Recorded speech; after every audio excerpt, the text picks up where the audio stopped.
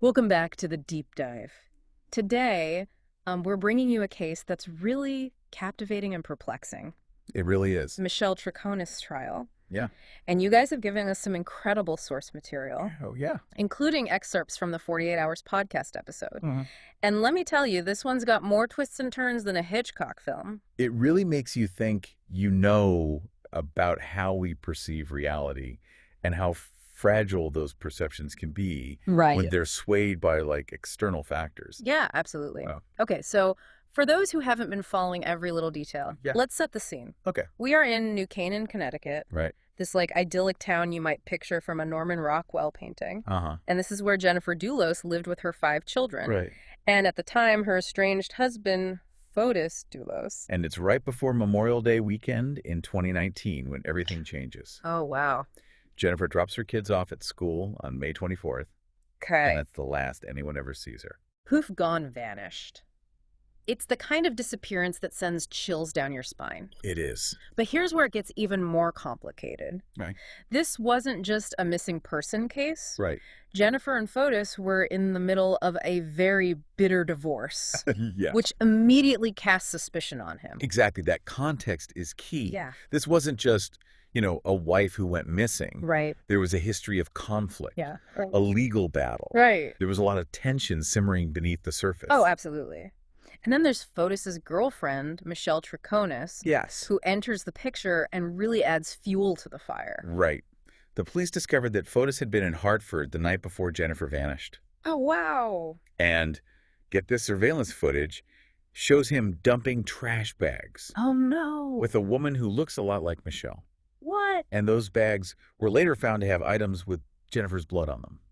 Talk about a twist. I know. Suddenly you've got a missing wife, Right. a suspicious husband, a girlfriend potentially involved, Yes. and the specter of foul play hanging over everything. It's like watching a true crime documentary unfold in real time, Yeah. with each new development adding another layer of complexity and intrigue. Oh, absolutely. So at this point, both Fotis and Michelle are initially charged with hindering the investigation. Right. It feels like the walls are closing in. Absolutely. But then things take a dramatic turn. Okay. Fotis is charged with Jennifer's murder, Wow. and Michelle faces charges of conspiracy to commit murder and tampering with evidence. Oh my gosh. So it's clear that the stakes have been raised significantly. And just when you think this story can't get any more complicated, Yeah. there's another bombshell. In January 2020, Fotis Dulos dies by suicide. This changes the entire trajectory of the case. Wow. With Fotis gone, Michelle is left to face the charges alone, Right. and the spotlight is now firmly fixed on her. Yeah. It's a reminder that even in cases that seem straightforward, Uh-huh. there can be unforeseen events that completely shift the narrative. It's a whirlwind, right? You're Yeah. trying to follow along, Yeah. connect the dots, Uh-huh. and then suddenly the whole landscape changes. And for Michelle, this means the prosecution's entire strategy has to shift. Right. They no longer have Fotis to point to as the primary perpetrator. Yeah. Now they need to convince a jury that Michelle was more than just a passive bystander, Okay. that she was actively involved in covering up Jennifer's disappearance. So how do they go about doing that? The 48 Hours podcast really dives into this. Yes. Focusing on the 3 separate interviews Michelle gave to the police. Right. And here's where the case gets really interesting. Those interviews are crucial pieces of the puzzle. Yeah. They offer a glimpse into Michelle's perspective, but they also become a source of major contention. Okay. You see, her story keeps changing. What? First, she says she showered with Fotis the morning Jennifer disappeared. Okay. But then in a later interview, she says she didn't see him that morning at all. It's those inconsistencies that really grab you. You're listening to these snippets from the interviews, Mm-hmm. and you can't help but wonder, what's going on here? Right. Is she intentionally lying? All right. Is she confused? Uh-huh. Or is something else at play? And that's exactly the question that the prosecution latched onto. Okay. They argued that these inconsistencies were a clear indication of guilt, that Michelle was trying to cover her tracks and protect both herself and Fotis. But Michelle's defense team wasn't just going to sit back and let that argument stand unchallenged. Of course not. They brought in a memory expert to testify, Right? highlighting how stress and trauma can impact someone's ability to recall events accurately. Think about it. You're suddenly thrust into the center of a high-stakes murder investigation. Oh, yeah. The police are questioning you. Right. The media is scrutinizing your every move. Uh-huh. And you're likely terrified and emotionally overwhelmed. Right. Could you, in that state, remember every detail perfectly? Probably not. Could you guarantee that you wouldn't make mistakes or contradict yourself? That's a really compelling argument. It is. And it raises some fascinating questions about the reliability of eyewitness testimony in general. Absolutely. Right. We tend to think of memory as this fixed, unchanging record. Right. But the reality is far more complex. Uh-huh. Our memories are malleable. Okay. They're influenced by a whole range of factors, including stress, emotion, Right. and even the way we're questioned. This trial is quickly turning into a masterclass on the fallibility of memory. It is. But before we get too deep into that, Yeah. I want to rewind a bit and talk about another detail that really struck me from the 48 Hours episode. I'm all ears. Yeah. What caught your attention? The fact that there were no opening statements in this trial. Can you believe that? No opening statement. No initial roadmap from either side, just straight into the evidence. Look. It's like being thrown into the deep end of the pool without knowing how to swim. That's right. It's highly unusual. Yeah. And it means that the jury had to piece together the entire narrative based solely on the evidence presented, Right. without any initial framing or context. Yeah. Imagine the mental gymnastics they had to perform just to keep up. And to add to the challenge, they weren't even told that Fotis had died until several weeks into the trial. Talk about a game changer. I can only imagine how that revelation must have shifted their perspective on everything they'd heard up to that point. Imagine you're on that jury. Yeah. You're piecing together this puzzle. Right. And suddenly a key piece is removed. Right. It would completely change your understanding of the relationships, Yeah. the motivations, Yeah. and the potential culpability of everyone involved. It's like someone ripped a page out of the mystery novel you're reading. Exactly. Right. And to make things even more emotionally charged, Jennifer's 5 children were present in the courtroom during the trial. It's heart-wrenching to think about them sitting there trying to make sense of the tragedy that had shattered their lives.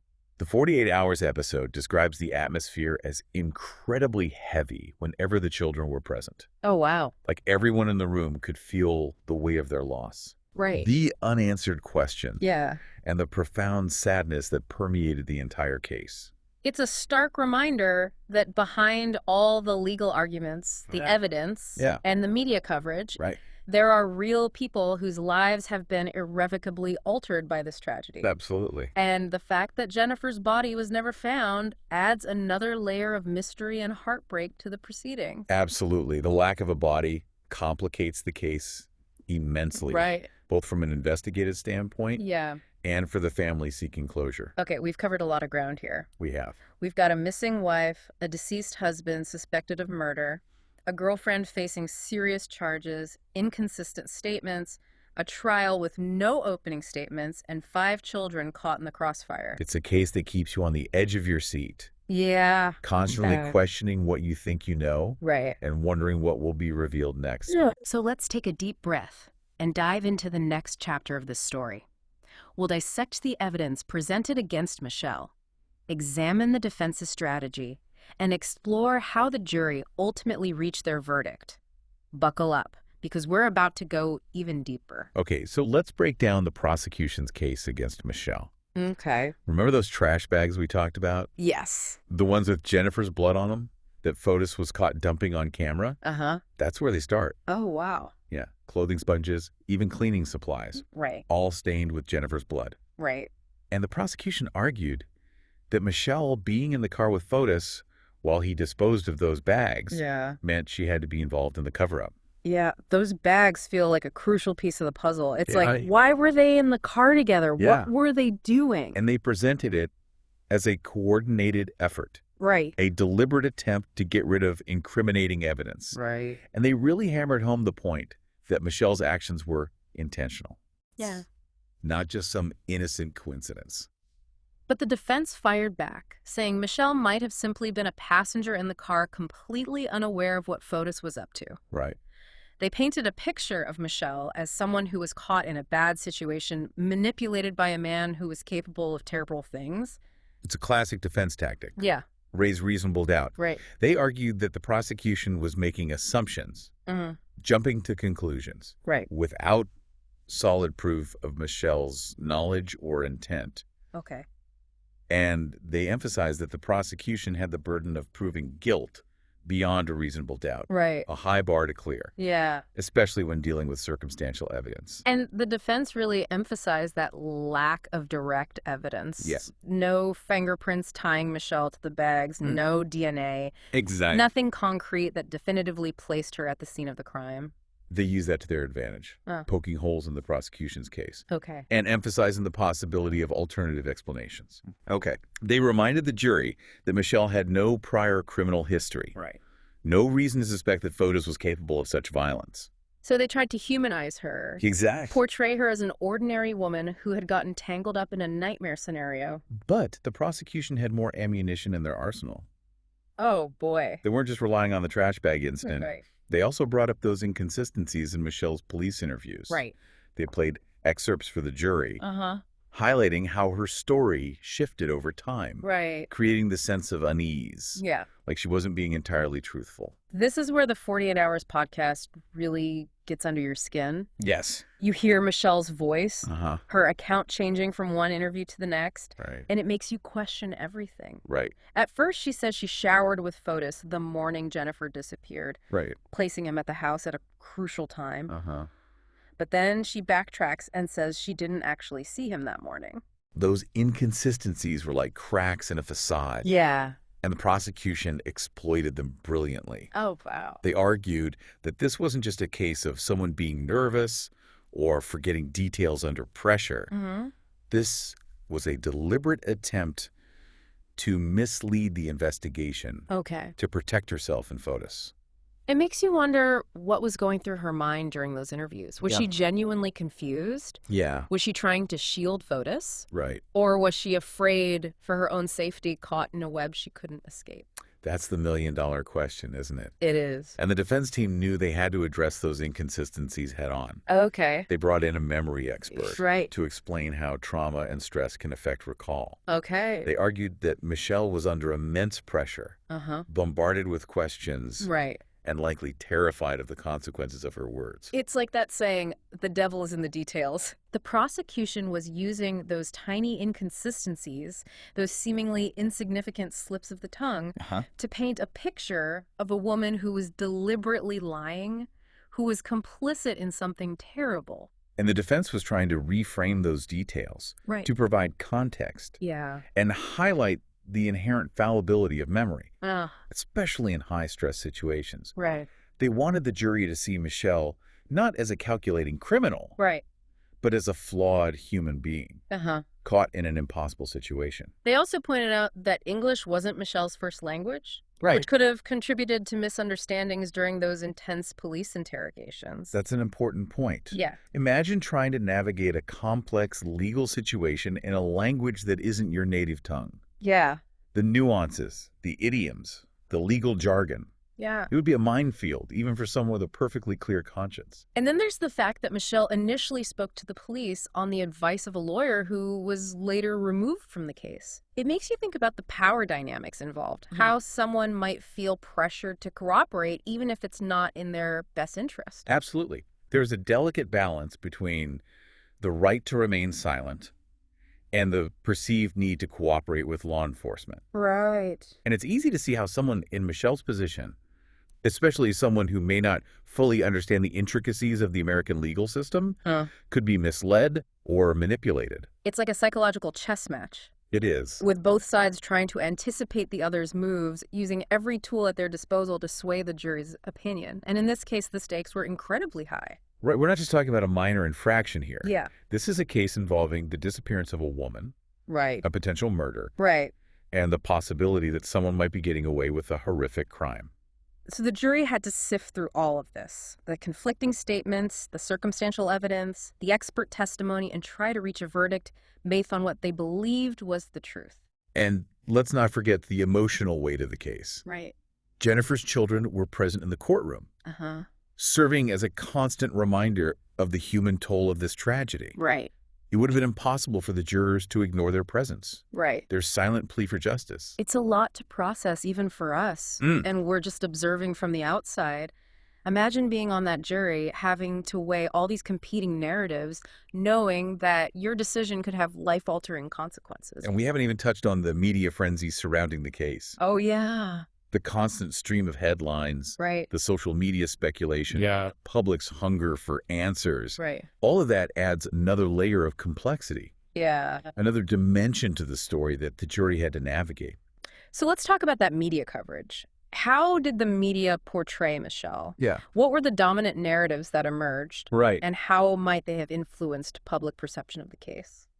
Yeah, it feels like Michelle was just caught in this whirlwind of public opinion, with so much focus on her relationship with Fotis, Right. and like her perceived role in the breakdown of his marriage to Jennifer. That's a really insightful observation. Yeah. The 48 Hours episode even raises the question, why was there so much animosity directed toward Michelle, even though she wasn't the one accused of murder?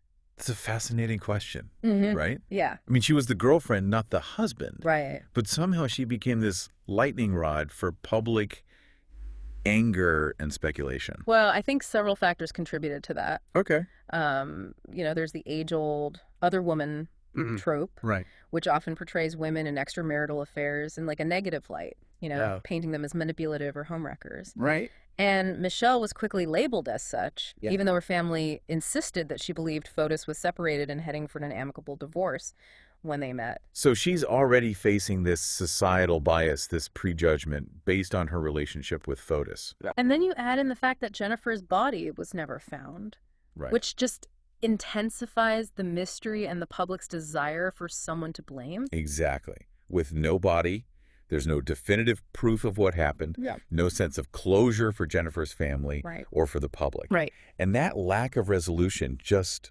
fuels speculation, conspiracy theories. Yeah. This desperate need to find answers, even if those answers are based more on emotion than evidence. And Michelle, with her changing statements and her close connection to Fotis, becomes an easy target for those seeking a scapegoat.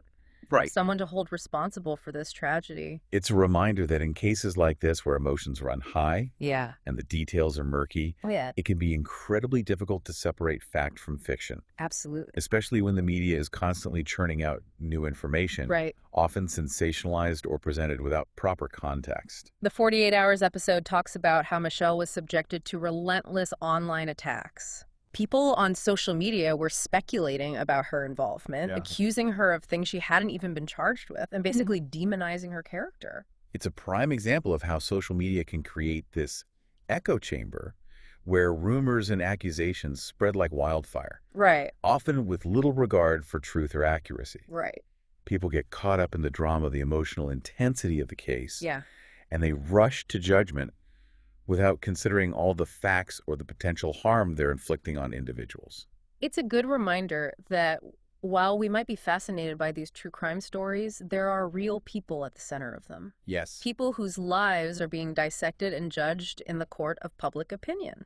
And it raises questions about the role of the media in all of this. Right. While it's important to report on these cases to keep the public informed, it's also crucial to do so responsibly, to present information accurately and fairly, and to avoid perpetuating harmful stereotypes or biases. The 48 Hours episode touches on how some media outlets focused on Michelle's appearance, describing her as glamorous or highlighting her successful career in marketing. Right.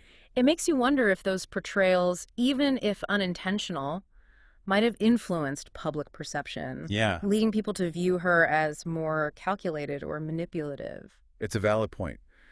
The way we present information, the words we choose, the images we use, all of these things shape how we understand and interpret events. Right. And in a case like this, where the evidence is circumstantial and the stakes are so high, those subtle choices can have a significant impact on how someone is perceived, both by the public and potentially even by the jury. It's a reminder that we should always approach these stories with a critical eye, questioning the narratives that are presented to us, seeking out multiple perspectives, and remembering that there's often more to the story than what we see on the surface. Absolutely. And it's important to acknowledge that even with the guilty verdict, the Michelle Troconis trial left many unanswered questions. What truly motivated her actions? Was it loyalty to Fotis? Fear for her own safety? Or something else entirely? And of course, the biggest question of all, Where is Jennifer Dulos? Right. Will her loved ones ever find closure? These are questions that might never have definitive answers. Right. But they serve as a haunting reminder of the enduring power of this tragedy. Yeah. And the profound impact it has had on everyone involved. Yeah. Particularly Jennifer's children, who have lost both parents and are still searching for answers. This deep dive into the Michelle Troconis trial has been a whirlwind of emotions, legal complexities, and ethical considerations. It has. It's a story that challenges our perceptions of truth, memory, and justice, leaving us with more questions than answers. It's a case that reminds us of the fragility of life. Yeah. The devastating consequences of secrets and lies, and the importance of seeking truth even when it's elusive. Thank you for joining us on this deep dive. We'll be back with another fascinating exploration soon. But until then, keep those brains buzzing, and remember, there's always more to discover, more to learn, and more to question.